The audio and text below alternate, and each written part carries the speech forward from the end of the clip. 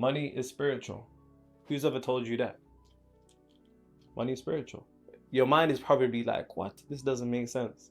But you have to understand that spiritual is a word that has become loaded with all these pretentious meanings. And here's the thing, people think that spiritual means holy or good. And guess what?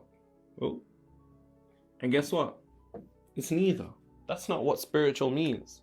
Which is why it's funny when people do all this mass shit and act holier than thou. I'm not here to act holier than thou. I was drinking last week. Way more than I should have. Way more than I should have. Now, what spiritual really and truly means is simply the unseen. It is the underlying energy behind reality. That's what spiritual means.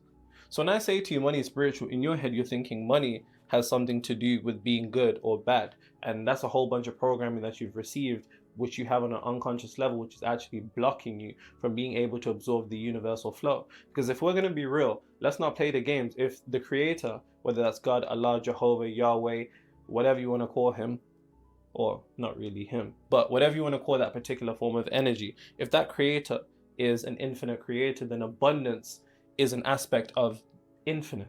So if you're not having abundance, how could you think you're possibly aligned with the creator? How could you possibly think you're aligned with the universal flow? Understanding what I'm saying, spiritual doesn't mean holy or good. It just means unseen.